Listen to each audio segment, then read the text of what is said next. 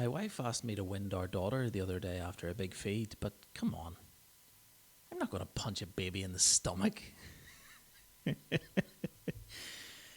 We're back. It's a brand new episode. It's the Comedy Cabin. Roll the VT. Let's do this. Give it up for Sean Hegarty!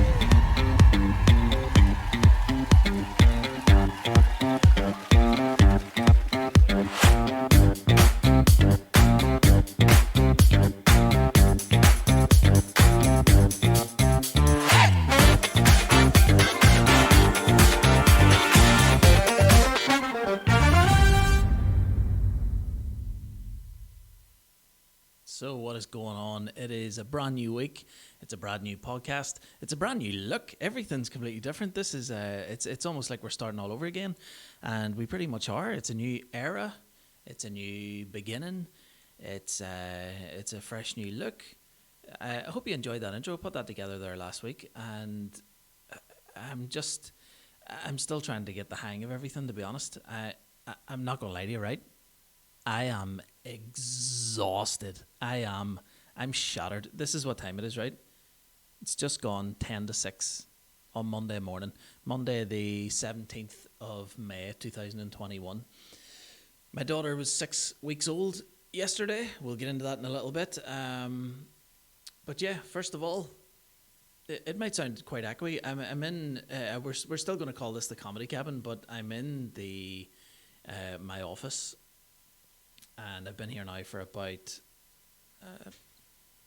my notes just fell off the board.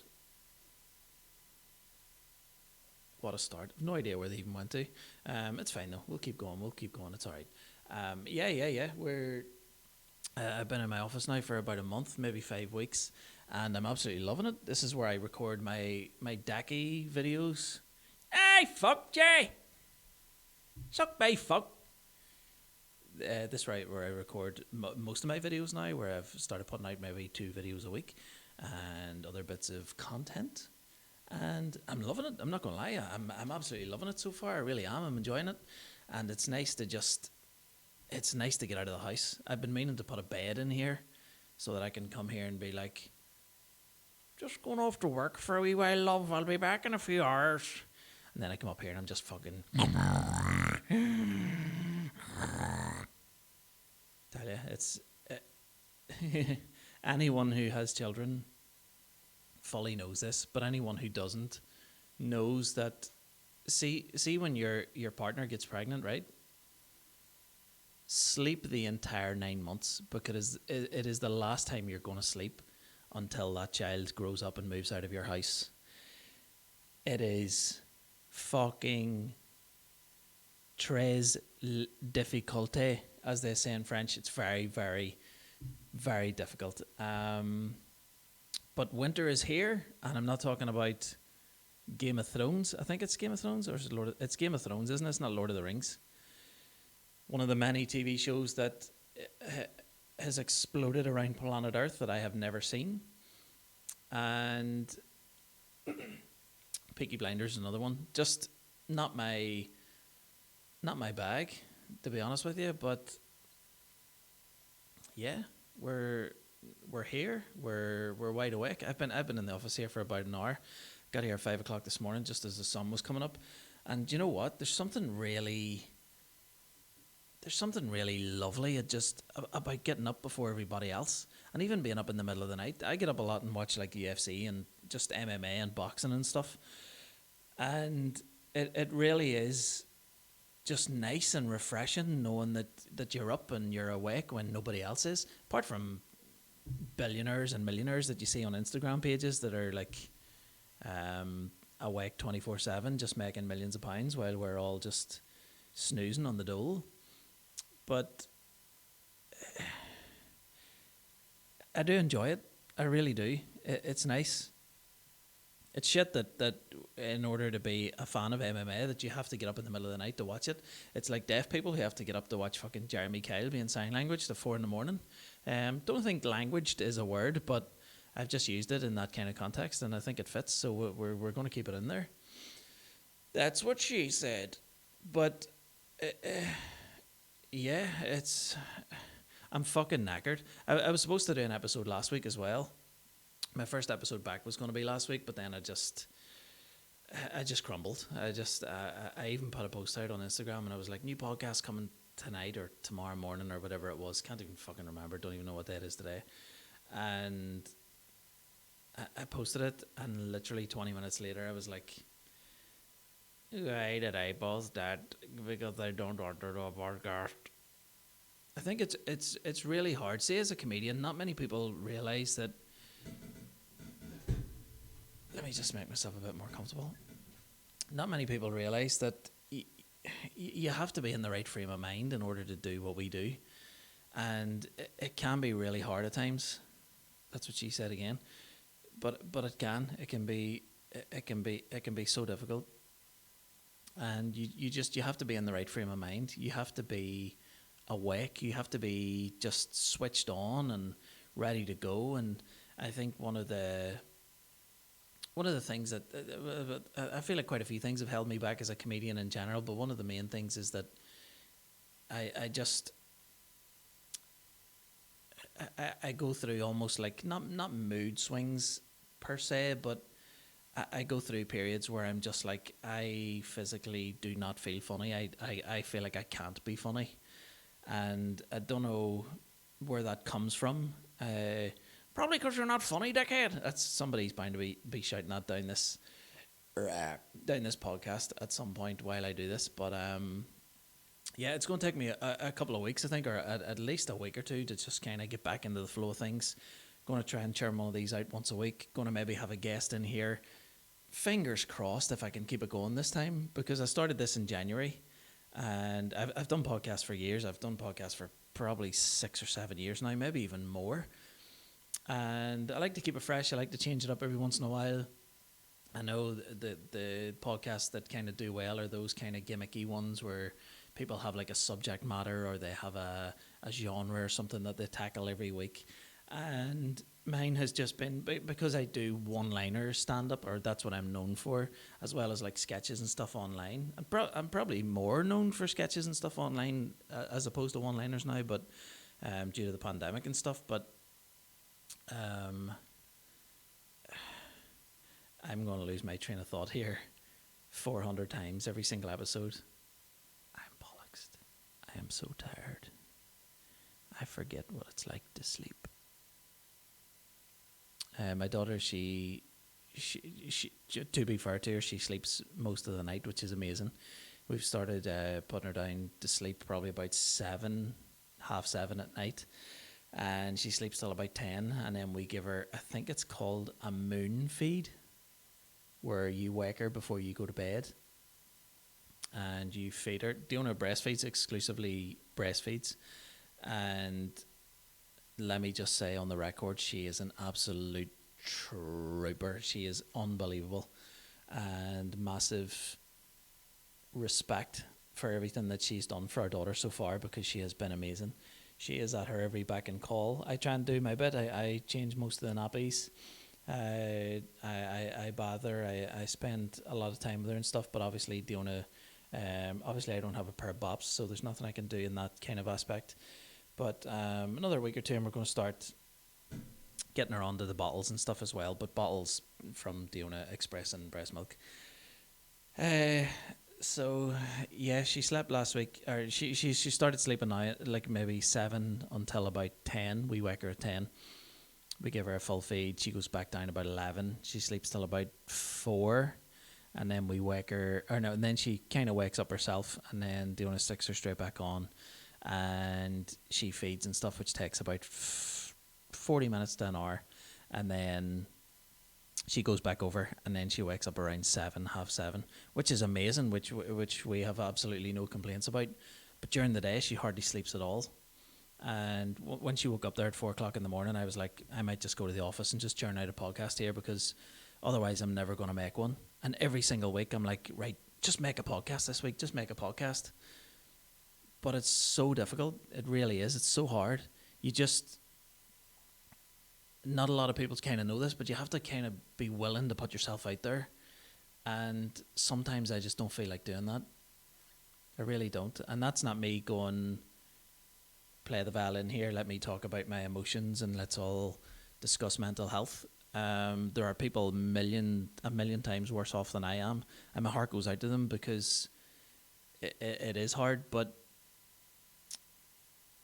with comedy, sometimes I kind of wish I did a different job. Excuse me, let me just take a drink of water. Sometimes I think, when you look at maybe the likes of sports people or boxers or something, they can be as good as their body allows them to be. And I know there are obstacles and stuff in the way, and I'm not in any shape or form saying that it's an easy job to do, or there are easier jobs to do. A lot of people think, you stand on stage, you make people laugh, it's a breeze, and then you go home and you have loads of money. It's not that at all. It's very competitive. It's very tough. There's a lot to remember. You have to be on the ball. You can't say the wrong thing at any time. If anyone's recording that, you're fucked. And I kind of feel like, just in terms of with myself and with stand-up and stuff, I feel like there are times when I just don't feel funny. There's times when I feel like I'm not stealing a living, but I shouldn't be doing what I'm doing. Do you know what I mean? I feel like my whole life it's been, no, you don't want anyone to know who you are. You stay back there. Do you know what I mean? You just stay quiet. And I've just kind of carried that on into the middle of my life. And I got to the point where I think it was about 15 years ago. I was like, do you know what? I'm going to start challenging myself here, because a lot of people rule me out before they give me a chance. And I just kind of wanted to prove people wrong more than anything else, and prove myself right, and prove that I can do things for myself, and I can do things that other people possibly couldn't do. And I think it all started when I was a water sports instructor, and I remember people saying, I started doing like a water sports course, and I was training to be like a kayak instructor and a dragon boat instructor and sailing and every skiing, water skiing, all those kinds of sports and stuff. And I remember loads of people saying he's not going to finish that course, because like my two brothers especially used to go and jump into the water. Like they would maybe meet once a week, maybe a group of 5 or 6 lads, and they would all drive to rivers and stuff and just jump off bridges, and they would be like, yo, Bebo, like fucking shouting Bebo and doing all this blah into the camera and stuff, and almost like jackassy kind of silly, adrenaline rushy kind of adventurous things. And I would go and I would either film or just stand at the side and watch them, because I'd be like, fuck that, I'm not getting in, it's too cold. But I think I just got to the point where it was like, do you know what? I get ruled out all the time here. A lot of people are like, he's not going to do that. He can't achieve that. He can't do this. And when you hear that all the time, it makes you believe that you can't do many things, or you can't do much. And I went, I think one day it just clicked on me, and I was like, I'm going to fucking prove people wrong here, and I'm going to prove myself and prove to myself that I can do this. And I just went for it. And every day I woke up, it was like, I remember us training over the winter, and there was a time we were kayaking. There were many times when we were kayaking, and the top of the water was just a sheet of ice. And we would either have to break it with our paddle or break it with our helmets when we were going under the water. And it was brutal. Like, if you think of eating like 15 McFlurries in a row without stopping, that kind of brain freeze feeling, that's what it was like. And it was horrific. And I remember every day waking up in my cozy warm bed just being like, why am I doing this shit? Why do I live in Ireland? Especially when you're training to be a water sports instructor, and they're like, you could go and work in Spain, you could go and work on some tropical island in the middle of nowhere, and you could take banana boating and water skiing, and you can be a water sports instructor. How cool would that be? And I'm like, mate, I live in Lurgan, I have children, I'm fucking tied here for life. So I did that, and things went on from then. I remember I did like a wedding speech and I crumbled. I had loads of pages of notes, and I was like, right, I'm going to say this, I'm going to say that, I'm going to say this. And I stood up and I was like, all right, bridesmaids look lovely, thanks for coming by. And I just sat back down again and crumbled. And things went on from there. And then myself and my brother went to the Edinburgh Fringe one year, and I had written loads of jokes. And I says to him, I was like, here, I know we're over here to watch a few shows. We had watched like Jim Owen and Jim Jeffries and things like that. Just everybody called Jim. We just went to watch. Jim Tavares, he's another comedian. Jim will fix it. He wasn't on. He was doing a kids show back then. But a wee bit of comedy through in there just for the guys. A wee bit of comedy. You into that? So we went over to the Fringe, and this was about a year or two after I did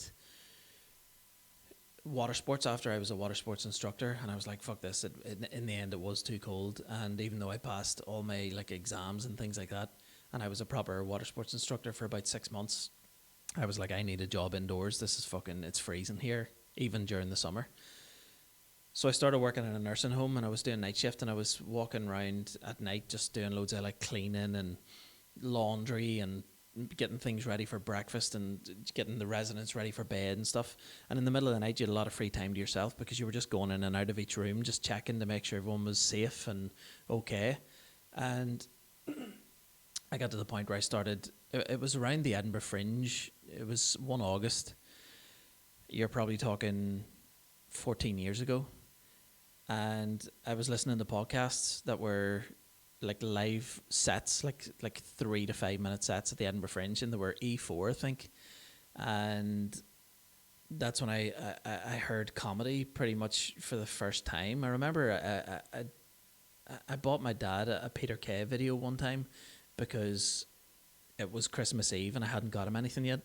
And I walked into HMV and it was #1 on the list of bestsellers for Christmas. And I thought, you know what, my dad likes to laugh. He watches Father Ted. This'll do. So I bought it, brought it home, wrapped it up. He loved it. A few weeks later, I was like, this was #1 in the charts. I've heard a lot of people talking about it. People are saying this guy's funny. I'm going to watch it. And I watched it and I loved it. And I was like, this is unbelievable. And it opened a whole new world for me. So then once I started listening to live stand-up and stuff, some of them were hit and miss. Some of them were great. Some of them were poor.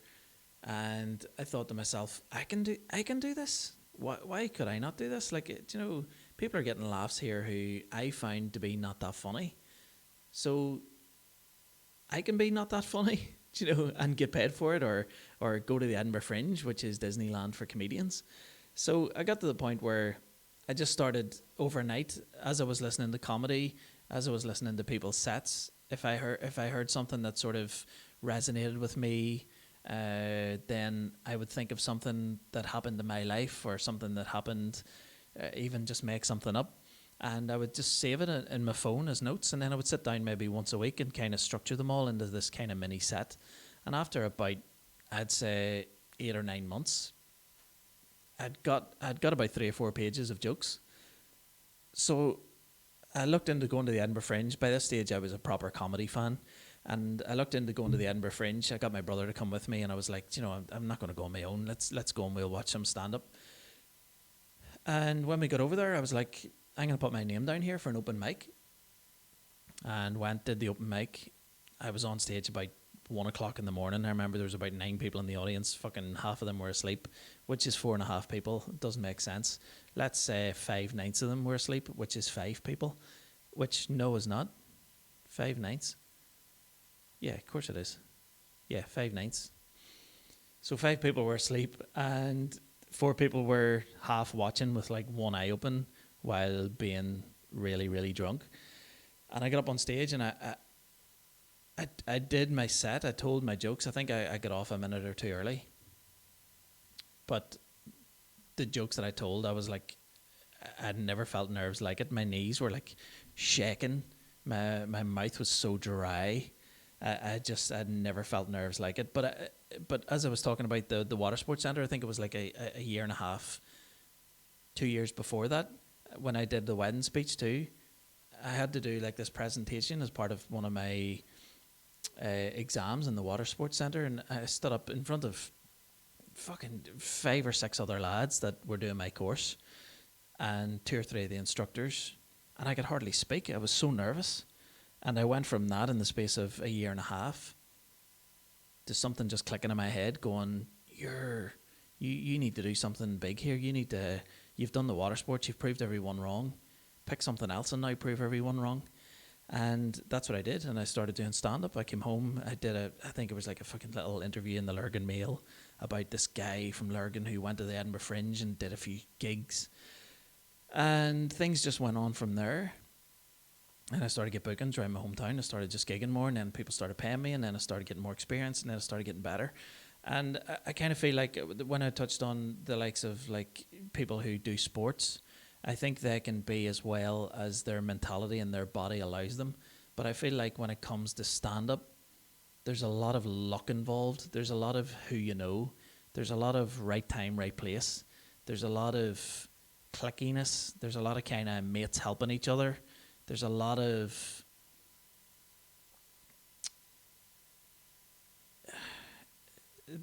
kind of industry kind of things that go on behind the scenes. Things are quite political at times, and I don't mean take or prod. I mean, if like, see, when you think about it, right? What a lot of people don't know is like, see the joke of the Fringe. The joke of the Fringe is not a group of people who go around and watch every single show and compile a list of jokes. It's jokes that either agents have put forward of comedians that are they're comedians that are coming through or that are doing well or that have been paid to be promoted through PR companies, and they're a mixture of those and jokes that have been seen from the comedy scene, jokes that have been SEN from the comedy SCENE around the UK throughout that year. So they're not just jokes that have been compiled or gathered through the Edinburgh Fringe. They've been jokes that have been gathered from all around the UK circuit throughout that year. From what I know, I could be wrong, but I'm 99% certain that's how it works. So I kind of feel like I'm at the stage now where, with the pandemic, I'm like, I've just been doing a lot of soul searching. I've been doing a lot, especially knowing that I'm going to be having a daughter and stuff. I wanted to do a lot of soul searching and a lot of kind of looking into what it is I actually want to do, what it is I want to get out of stand-up. And to be honest, I have no idea what I want to get out of stand-up, because I don't want to be famous. I don't want to be followed around the street. I don't want to... I don't know. I want to earn a lot of money, of course I do, but I want respect. I want to do my family proud. And I feel like I've done that. I've achieved that to a certain extent in terms of with stand-up and my achievements so far. But I also know that doing stand-up, a lot of my future is not in my hands. It's not like how hard you work is how good you're going to become or how successful you're going to be, because that's not necessarily how it works in this industry. So I just don't know. I don't know what I want to get out of stand-up. I go through periods where I'm like, right, I'm gonna take over the world here. I'm gonna gig every night of the week. I'm gonna put a video up every single day. And then you put a video up and it does really well, and then you put the next video up and it doesn't do that well, and you're like, I've kind of got a wee kick in the balls here. I've kind of got a confidence knock, and I don't really know. I don't really know what to do next, because I don't want to put another video out and it doesn't do well, or post a joke on Twitter and it doesn't do well, or it gets fucking 5 likes or something, and you're like, I'm shit then. Do you know what I mean? So things kind of weigh on you a little bit, and you have to be a realist, but at the same time, you read all this shit and it's like, oh, fucking believe the hype, fucking make hype, create the hype, live fake hype and big yourself up and all this here. But I don't know. I feel like at times I'm my own worst enemy, but at other times I feel like, because I don't necessarily, because I'm not matey with a lot of the comedians, which are like, the comedians in this country are fucking great lads. They're a really sound bunch individually. They're lovely. But I was always one of those comedians who would go to a gig and I'd be like, here, would you put me on first so I can just fucking leave as soon as I'm done? And I kind of feel like that's bit me in the balls quite a lot, especially. I think I was a bit more up for the crack in the earlier days of stand-up or in the middle.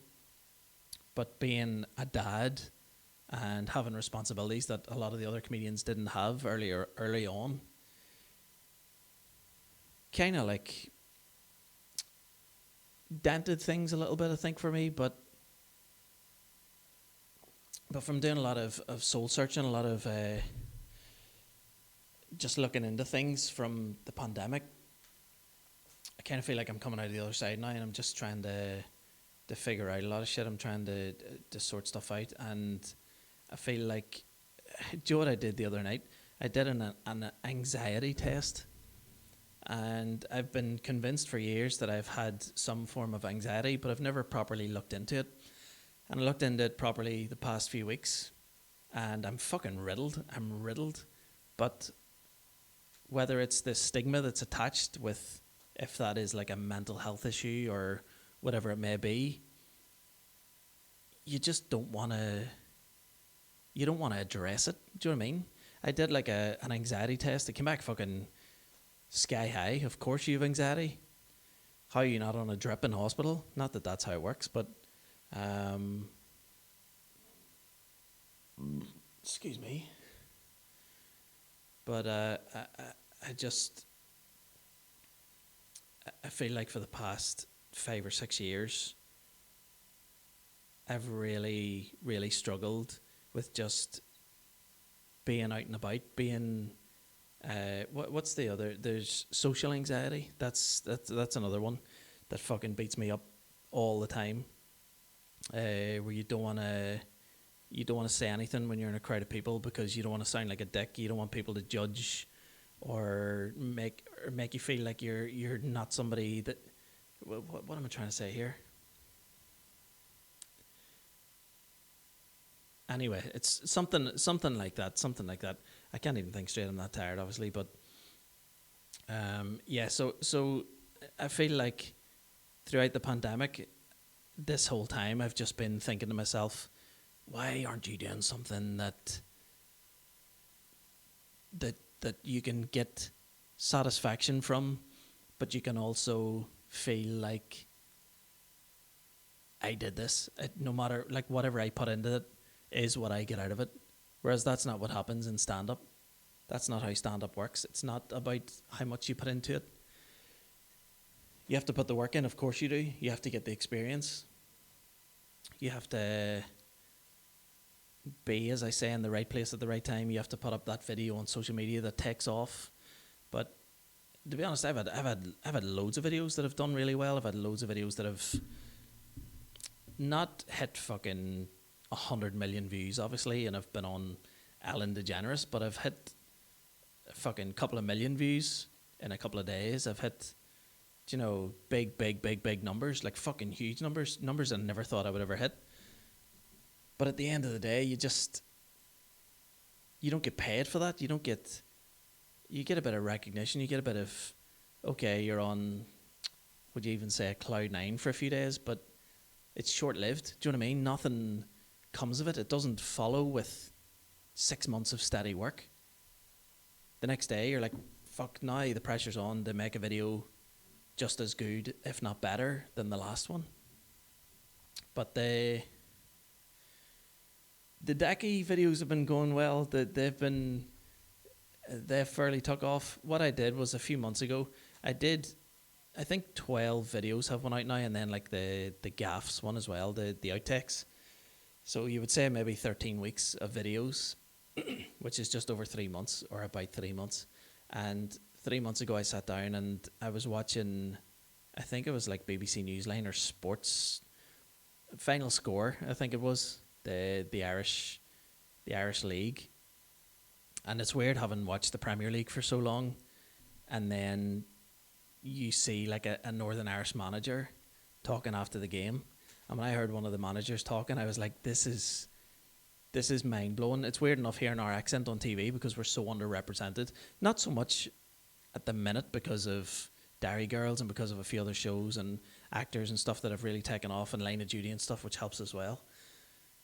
But once I heard the manager talking, I was like, I have to do something with this. This can be so easily manipulated too. I hate filming videos outside because I feel really self-conscious and I feel really, as I say, a little bit anxious and stuff. So filming them in front of a green screen just fingers my rectum perfectly in terms of not having to go outside or not having to bring attention to myself with a camera or being out and about, or I don't have to source a cameraman to come and film me at a sports ground or whatever. I can just set up my green screen and away I go.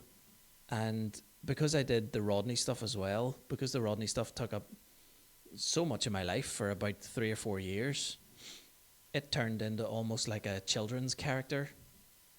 And he was super clean, and although that's where the pound signs were, that wasn't necessarily me doing anything fulfilling or enjoyment, getting much enjoyment out of what I was making. And I got to the point where I was like, if I'm going to do another character here, I'm going to do this for me. I'm not going to do this for likes or for followers or fans or shares or whatever. I'm going to do this because this is my kind of comedy. I want to create something that I would enjoy watching, because I would never watch my Rodney videos. I would never watch that. I would never be... I was proud of the achievements and stuff, and I feel like some of the content was really funny and really, really well put together. But it's just... in what it evolved into, it wasn't my bread and butter. It wasn't what I wanted to do. So I thought, I'll make a character this time, and this will be for me. And that's exactly what I did. And now I've got merchandise. Score a few goals, sniff a few holes. What about that for a mug? That's available now. And what about my coaster as well? Fanny Bingo. Arlene Foster's name's there. Beyonce, female linesman. Elvis Fitzpatrick's sister. You want to get yourself one of those? So things have taken off that well that I now sell merchandise, which is amazing, and they're available via NIMUGCO, NIMUGCO. If you could follow those guys online, if you could go onto my Facebook page, which is facebook.com/Sean Hegarty Comedian. There should be like an online shop there. If you click into any of the links, it'll bring you through to the mugs and the cups and the pint glasses and stuff that I have for sale. And they're only a few quid. They're really cool. I know I've had a few. Here's another one. If you're just listening to the audio version of this podcast, I'm showing people just the mugs that I have available that you can buy at the minute. And obviously the light behind my camera is really hard to pick this up, but take her handy up a hoods, fuck you. So there's another mug. I've got quite a few of them as well, all designed by myself and put together by the NI Mugco guys, which is a family-run business, which is supporting local and hopefully being able to make a bit of income off the videos as well. And I'm really enjoying making them at the minute. They're evolving nicely, adding in a bit of Premier League material, adding in a bit of sort of, what would you say, a bit of topical material mixed with just some mad, rough language, which, if it's your cup of tea, go check them out. But I really enjoy making them, I really do, and it takes me forever to make them. I make them all, I do it all in one take. I don't cut anything together. I literally do it start to finish in one take. And it can take me hours sometimes. Like fucking hours and hours and hours. There's one time it took me 3 trips to the office to record it, because I recorded it and my laptop just started like being like distorted, and the video kept like freezing throughout. So it was a complete bollock. I think it was last week's actually. It took me 3 different trips to the office to kind of get it fixed, and I ended up recording it one morning at like 6 in the morning or something. It was unbelievable. But yeah, speaking of football, by the way, go get your merchandise. It helps me out a lot. And there's going to be t-shirts and hoodies and stuff available, I think, from this week as well. So keep a lookout for those on my social media channels. Speaking of football, Alisson Becker. Alisson Becker. What the actual fuck? I was watching the Liverpool game yesterday. Liverpool versus West Brom. Liverpool need to pretty much win their last 3 games to get into the Champions League. Everything's in our hands. We were 6 points behind, 7 points behind, something like that, behind Chelsea and Leicester in 3rd and 4th. And the game was 1-1. It was the 94th minute. Diona was putting Winter to sleep. She had her in her arms. She was feeding her. She was about to go down. And I'm watching the Liverpool game in the background. I'd paused it, so it wasn't completely live. This was like 10 minutes later. But my phone broke yesterday as well while I was texting someone. And it just shut off. And it hasn't come back on since. So I've had no phone the past 24 hours or so, which meant that I could pause the game and my phone wouldn't go off and no one could tell me the score. And it was 1-1. I was starting to feel a wee bit dejected, and I was having a bit of a shit day yesterday because I was really tired and just a little stressed and stuff. And I was watching the game, and I was almost like, it was one of those ones which it kind of sort of sums up our season in a way where you watch it because you feel like you have to, or because you've invested so much of your time in the past to supporting this football team that you can't miss it. You have to watch it. And 94th minute, Liverpool got a penalty. 4 minutes added on, pretty much last kick of the game. And I seen Alisson Becker running up into the box. And instantly my mind was blown. I was like, this is mental, because it's 1-1. Even though we have to win the game, I've never seen a keeper come up at 1-1. A keeper only comes up if the team needs to score to equalise, because they're throwing everything at the other team. Because if you think about it, right, if Alisson goes up for that corner comes in, they clear it, we're fucked. They go down the other side and score. There's an open net. We lose the game 2-1 and we're out of Europe. So it was a massive, massive, massive gamble. But Alisson runs up. Trent whips it in. Alisson fucking, boom, pings it into the far corner. And not a word of a lie, it is the stuff that dreams are made of. See, supporting Liverpool, right? I talk about Liverpool every now and again on this podcast. I know that there's a certain demographic and a certain amount of my audience that just have no interest in football, and they're like, Snorefest, here we go again.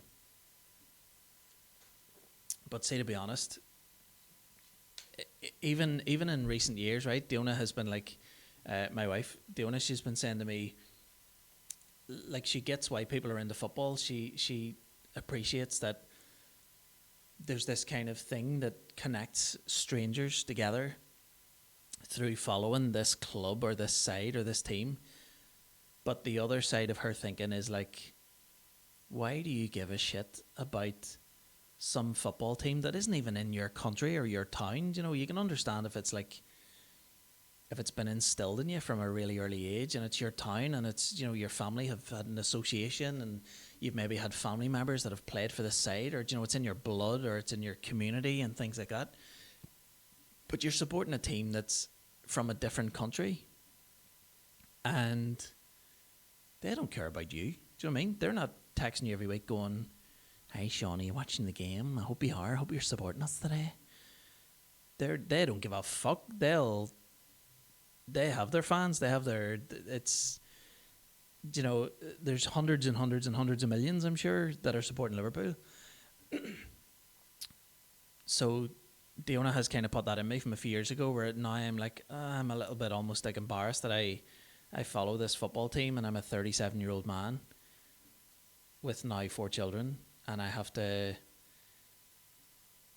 I now watch matches and I'm like, yes, get in, fucking, ah, when it doesn't affect my life in the slightest, where it's not supposed to affect my life. But every now and again, and it's almost like one or two times a season now, that Liverpool throw up these moments that are just beyond magical. It's like watching your favourite TV show. Like, people watched Line of Duty, the finale, recently, and they were very disappointed with how it finished, which happens in football too. But I feel like following Liverpool, there is 100%, and I strongly believe this, not just because I support Liverpool, but in general, and from watching so much football and being a football supporter. Obviously not as much as I support Liverpool, but I would watch any team. I was watching the Champions League final last night, the Women's Champions League final, Chelsea and Barcelona.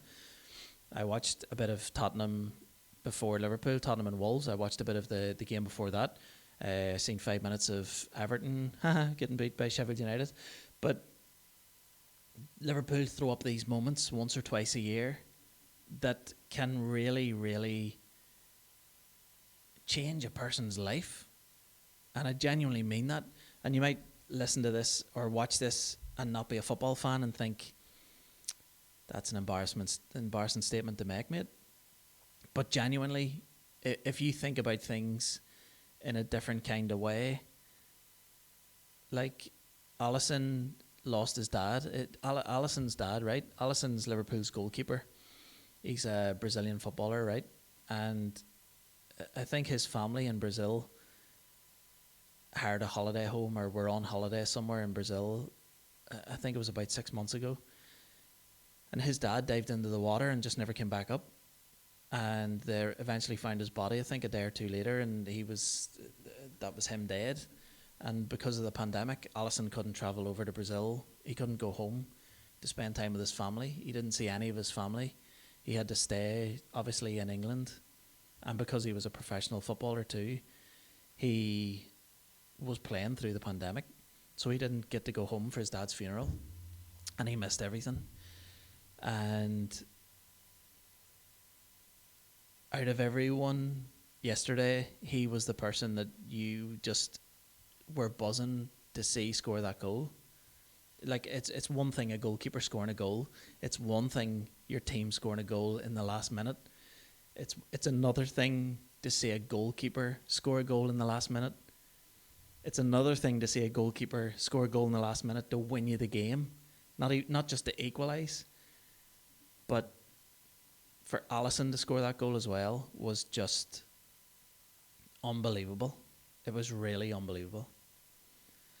And you look back at Liverpool beating Barcelona a few years ago. You look back at Liverpool beating Borussia Dortmund in injury time. You look back at Istanbul. You look back at all these moments that can really, really shape a person's life. Like when I watched Istanbul, I think I was a teenager. I think I was 17 or 18. Or no, maybe no. Do you know what? I was a bit older. I was in my 20s. I was born in 83. Istanbul was 05. So yeah, I was 22, 23, 21.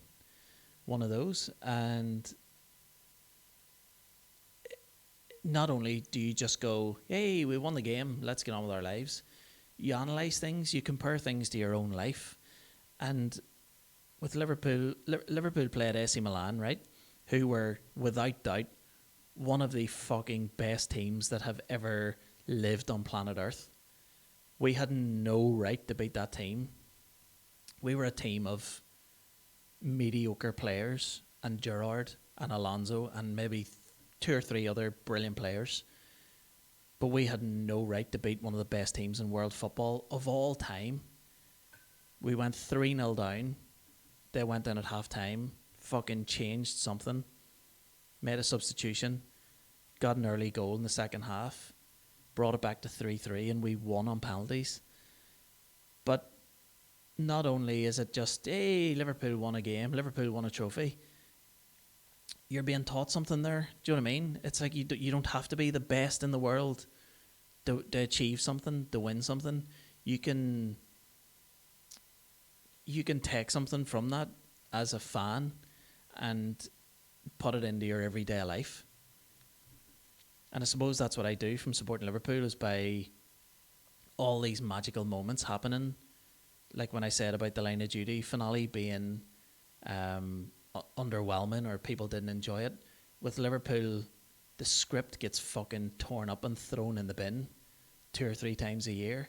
And if you were to write a movie based on the season or Liverpool winning a trophy, you would write it and people would be like, yeah, dead on, okay, that happens in the movies, doesn't happen in real life. But being a Liverpool fan, it does happen in real life, and it happens once or twice a year.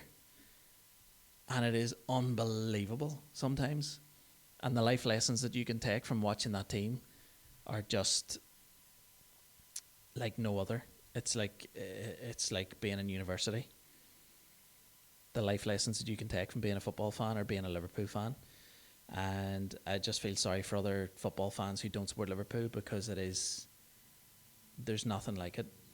And there's one small comparison I can make in terms of with another team, and it actually happened this weekend where Leicester beat Chelsea in the FA Cup final. And what a dramatic ending to that too, with Chelsea scoring late on. It was ruled out from VAR.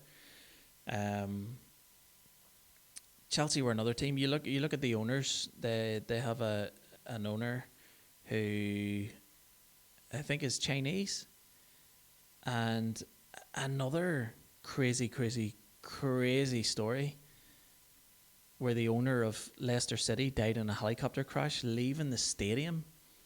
Like, died, what was it, a quarter of a mile, half a mile from the stadium after a game one night a couple of years ago. And for his son now to be the owner or the chairman or whatever it is, and for them to beat Chelsea, one of the best teams in the league, one of the most improved teams this season, is just brilliant. It really is brilliant, and it shows kids who are watching and people growing up who need inspiration, who maybe don't have inspiration in their everyday lives or in their family or in their circle. It teaches these kids that you don't have to be the best, you just have to try the hardest, you just have to believe, you just have to have this confidence. And I suppose that's what I try and do in terms of stand-up as well, is I try and take all these parts of my life and all these inspirational things, like my children and my wife and how amazing my wife is and my relationship with her and my relationship with my family and my brothers and my parents and my in-laws, and try and take all those small little parts and from watching Liverpool and from everything else and try and incorporate them into my career, which I strive every day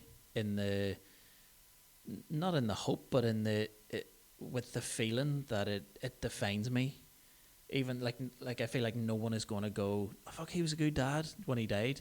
I feel like everyone's going to go, a couple of his jokes were all right, a couple of them were decent. I laughed at one of his videos, I think. So that's what I feel in my head every single day as I'm making a video, as I'm putting something out. And I think the best thing you can do is just fail and keep failing and keep trying and keep moving on and not putting things off. And that's why I'm making this podcast. That's why I'm back, because I hate that I've put things off for so long, and it's now time to get back into it. Wasn't much comedy in this episode. I'm going to wrap it up now. There wasn't much comedy in this. There's going to be more comedy in the future. Obviously, I'm going to prepare some jokes and stuff. We're going to do the top 5 jokes of the week and stuff from next week onwards. We're going to get back into things. I'll write a few sketches, a few sort of funny jingles, and we'll make things so much better. But I just wanted to let you into my train of thought for a bit there, and just sort of let you know where I'm at. But we're coming out of the pandemic now. We're going to be spending time indoors with family soon. We're going to be hugging again, and things are going to get back to normal at some shape or form. And we're going to be back in comedy clubs, and we're going to be trying to make you laugh again very, very soon, because it is fucking needed. We all need to laugh more often. And if you take one thing from this podcast, just don't fucking put someone down online, because you have no idea what they're going through. You have no idea how hard they're trying to either make a living, to make their family proud, to make something of themselves, to stand out from the crowd. A lot of people are doing it for attention. I'll give them that. A lot of people do it for the fame. A lot of people do it for the money. but a lot of people do it because they enjoy making people happy. They know what it's like to not be happy, and all they want is to make people feel the opposite of how they have felt through times in their life. Hope that made sense. If it doesn't, go fuck yourself. I don't give a shit. I'm now going back to burp my baby daughter, and we'll do this again next week. This has been the Comedy Cabin, or just the cabin for the fucking most part of it. But cheers for your ears. I really appreciate it.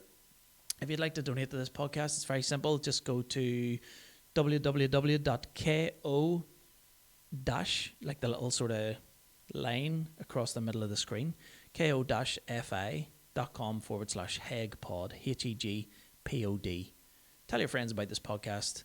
We're going to have a lot of fun over the next few weeks, over the next few months. We're going to bring in special guests as well once the restrictions ease a little bit more. And we're going to have a good time. We are. And we're going to come out of this pandemic together. And we're going to get back in comedy clubs. We're going to make you laugh. And we're going to have a great time. We're going to give each other love bites afterwards. And we're going to all have a gravy chip and sing Sweet Caroline in the middle of the street. I've been Sean Hegarty. You're watching the Comedy Cabin. Cheers for your ears as always. Back again next week. What, how does he say it? How does he end it? Not a single ball, Jerry. Take her honey mucker up a hoods. Fuck you. Cheers.